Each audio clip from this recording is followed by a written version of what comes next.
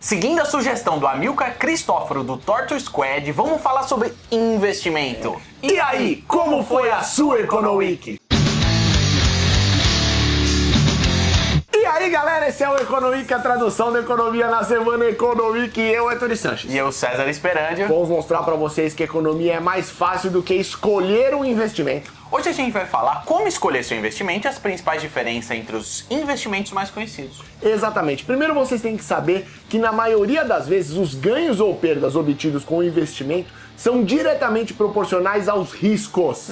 Mas que diretamente proporcional ao diabo? Ele quis dizer que quanto maior a chance de ganho, também é maior a chance de perda. Só que o risco que eu falei não é só o risco de oscilação de preço, tipo se o preço cair, o nego perde ou ganha. Eu tô falando de risco de mercado, crédito, liquidez, legal e operacional. Boa! Desse modo, então, a gente tem que explicar cada um dos riscos para que a galera possa avaliar aí cada tipo de investimento. Boa! O risco de mercado é decorrente das condições da economia, que podem fazer,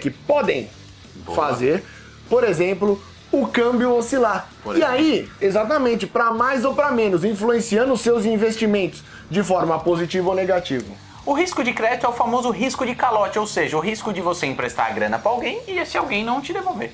Já o risco de liquidez é associado à chance de você não conseguir de volta o dinheiro investido no momento exato que você quiser. Isso é ruim. Imagine que você quis investir em imóveis e comprou uma mansão de 1 bilhão. Porra. Exatamente. Agora pensa quantas pessoas têm 1 bilhão para comprar isso de você. É bem menos que a quantidade de pessoas que tem 50 mil para comprar uma casinha, sacou? Ou seja, a casinha de 50 mil reais é bem mais líquida do que uma casa de 1 bilhão. Brother, acabei de pensar num bagulho muito louco aqui. O risco de liquidez é a capacidade de você se livrar de um bagulho ali, de livrar de qualquer treco, entendeu? A probabilidade de você conseguir vender um bagulho barato, parceiro, é muito maior do que a chance de você vender ali um Billy Knight caro, entendeu? Billy Knight, eu tô falando com o economano, né? O Estatísticas do Gueto. Eu sou economano e você é o econobeso. Vou voltar pros riscos. O risco legal não é o risco joinha, não, fi. Tem a ver com o risco do advogado do outro cara conseguir achar uma brecha no contrato e te tomar uma grana, palhaço. Ah, ou até mesmo acontecer um lance que não tá previsto no contrato e aí cada um vai querer puxar a sardinha pro seu lado, né? É o risco Gomes da Costa. Por fim, e tem o risco operacional, que é o risco de ter um apagão, um computador quebrado, um maluco da corretora fazer uma cagada. Mas calma, bem, calma. Apesar desses riscos existirem para caceta, boa, nós vamos dar os caminhos das pedras para você. Depois dos riscos, vamos para os investimentos. Vamos começar do comecinho, o que todo mundo conhece. Quem? A poupança. Ah, boa. Aqui, ó, poupança. Firmeza. A poupança é o seguinte, é o mais sem neurose. Você coloca lá, o bagulho rende, o risco é o menor entre os investimentos. Só que se o risco é baixo, o ganho com esse investimento também não é tão bom assim, né? Falou tudo. A poupança não tem sido uma boa opção de investimento atualmente, não.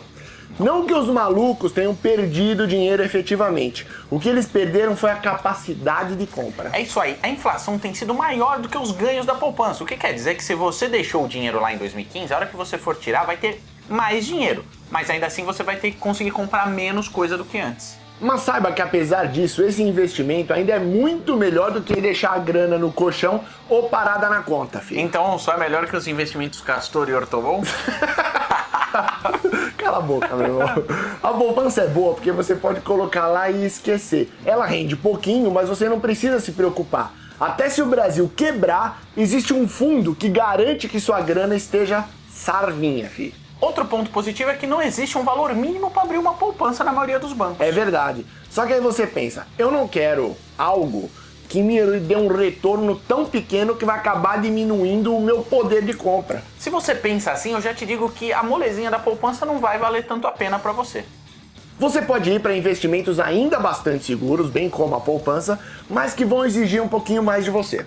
A opção imediatamente acima é o Tesouro Direto. A gente fez um vídeo do passo a passo sobre investimento no Tesouro Direto, confere aí. Eles têm algumas diferenças com relação à poupança, certo? A primeira, você não perde o poder de compra, certo? Principalmente se o título te pagar pelo menos a taxa de inflação e mais um kebab. É um investimento Habib's? Nem vende kebab no Habib's, animal. Só que os títulos têm um vencimento, ou seja, não é igual a poupança que é eterno. Por mais longe que seja o vencimento, mais hora, menos hora você vai ter que refazer o investimento. No Tesouro, você também tem a garantia de recuperar sua grana se o Brasil quebrar e não tem o risco de liquidez, porque você pode se livrar do título a hora que quiser. Esse é o BO do CDB, entendeu? A liquidez, DJ Baleia. CDB é um título emitido pelo banco. Os bancos emitem CDB, que apesar de ser grande, tem uma chance remota de quebrar. Verdade. Em alguns casos, eles pagam mais do que o Tesouro Direto. Outra complicação é que para esses casos de rentabilidade superior ao Tesouro, os caras exigem uma quantidade bem maior do que os R$30 mínimos exigidos lá no Tesouro. É verdade, no mínimo 15 pau, filhão. Até agora nós falamos de investimentos tidos como baixo risco, ou seja, a chance de você tomar uma ali ó, na tarraqueta é pequena. Agora, se você ri na cara do perigo, uma chance é investimento em ações. Nesse caso, o retorno só é conhecido após o término do investimento. É um risco que tem que ser analisado por conjunto ou individualmente. Por exemplo, o risco desses investimentos está associado à volatilidade, ou seja, o quanto eles variam. Isso porque da mesma forma que se o preço de uma ação, por exemplo, pode subir, você pode ganhar com ela, ela também pode cair e você perder. Exatamente. Aliás, em todo investimento, o ideal é diversificar o risco. A metáfora famosa que diz que você não pode colocar todos os ovos na mesma cesta é porque se você cair, todos irão quebrar. Exatamente. O ideal é ter um pouquinho de tesouro, um pouquinho de CDB, um pouquinho de poupança e um pouquinho de ações diferentes. É claro que existem muitas outras opções de investimento, essas são só as mais famosas. Exato. Além do que, cada pessoa tem um perfil de investimento. O cara que é mais conservador, chamado de muito avesso ao risco, vai preferir um tesouro direto. E se ele for muito avesso ao risco e quiser maior facilidade, mesmo que ele perca poder de compra, ele vai para a poupança. Se ele quiser uma rentabilidade e não precisa ter liquidez, ele pode ir para o CDB.